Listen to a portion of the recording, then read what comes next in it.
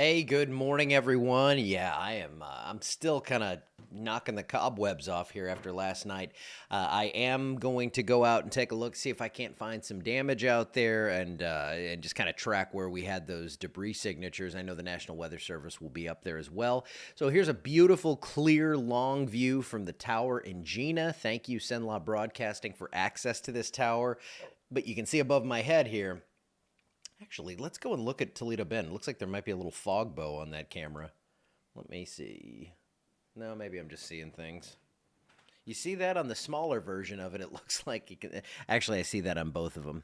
I don't know. Something weird, but it is a little foggy out there. Just check Natchitoches just in case since we're here. Yeah, it's just foggy. So it's totally different than what we're seeing here in Alexandria. There you go. And wasn't this a different show last night with those lights getting dramatically turned off by Mother Nature? But yeah, it was a wild one. We had 2.97 inches of rain at the house, and I know some areas saw a little bit more than that, though that heaviest stripe did come right over town here. Now, radar showing all that has moved on.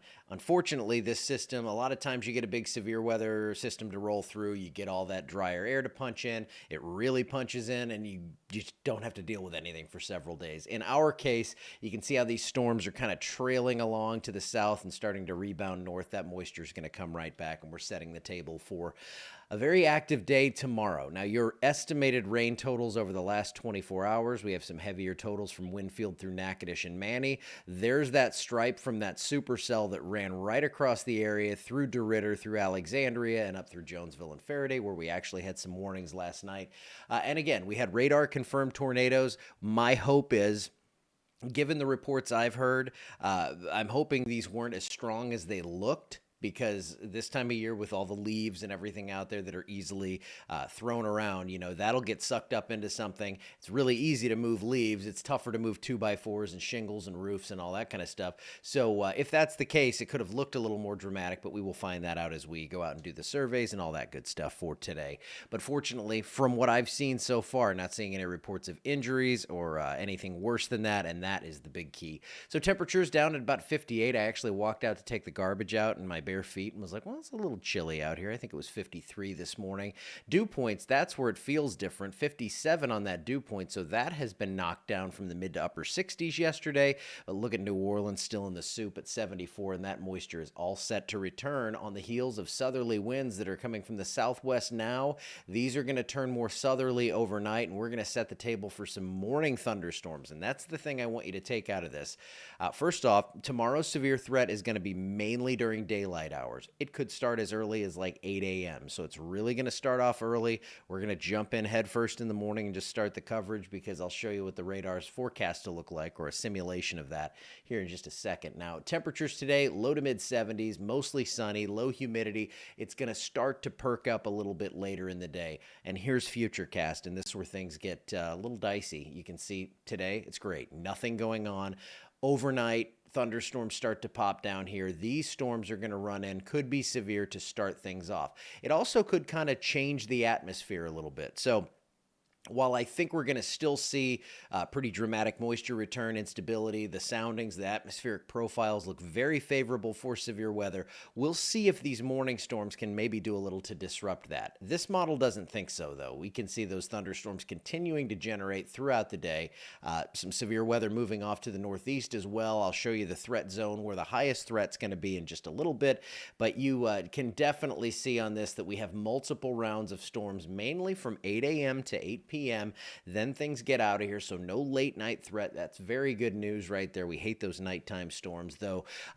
My phone, if it's like yours, it's certainly going to wake you up with that blaring emergency alert that comes across, and that's a good thing. So here's your enhanced risk for severe weather. Level 2 out of 5 for everyone in the area. That level 3 noses into the eastern half, mainly along and east of I-49.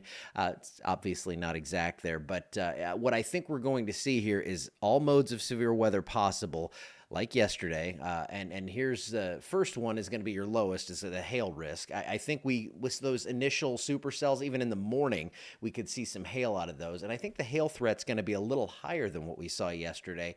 And then the damaging wind threat, that's there as well. 30% chance of damaging wind within 25 miles of a point. That's wind greater than 58 miles per hour. That's the like 50 knot cutoff. So it comes out as 58. Seems kind of weird if we're doing miles per hour, but that's the cutoff, basically 60 or above.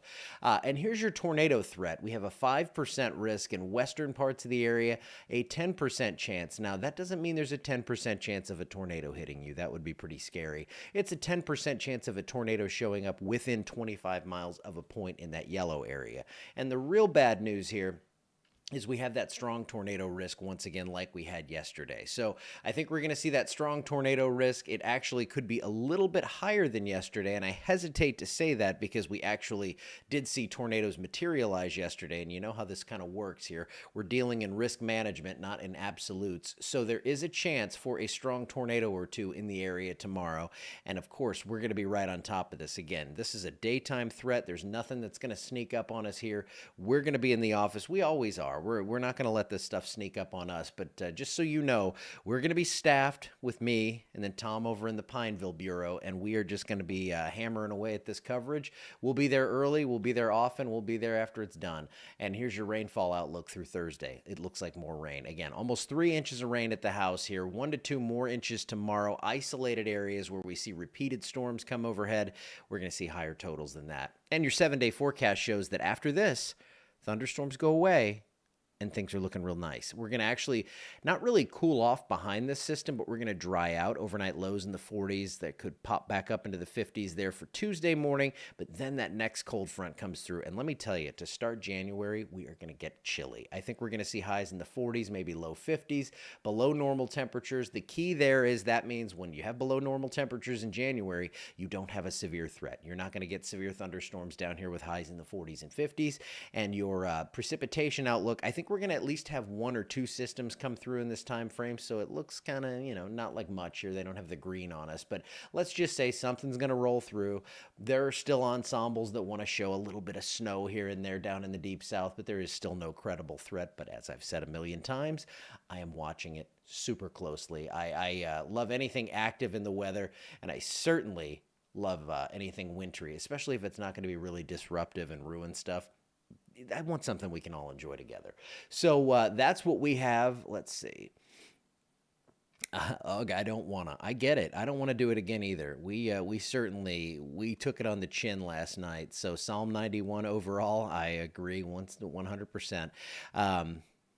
Yeah, it got nasty last night. That was a rough one. And I think, again, we have about a 12-hour window tomorrow from 8 to 8 where things are going to be pretty rough. And just to send you out on that severe risk, that general severe risk, we have the level 2 of 5 for the entire area with the eastern half and that level 3 of 5. So that is an enhanced risk for severe weather, and it's possible this even moves a little higher. So we'll be watching that. I'll have that update coming out later today. Not sure on timing of everything, as once I eat a little breakfast here, I'm going to run out and do a little storm tour, see if I can't find any damage out there where we did see things, because I like to kind of see what the radar signature looked like, and I also like to see beyond that what that looked like on the ground. So I'm going to go out and take a look for that at some point later today. I'll have a full update on the forecast. Tom will stream later. He's back and ready to roll and all that stuff. Actually, he was back yesterday, but I just kind of took over once the severe threat hit. He was behind the scenes doing some awesome stuff as well, as always, and he's always here to help support what we do, and we are glad that we can do that. All right,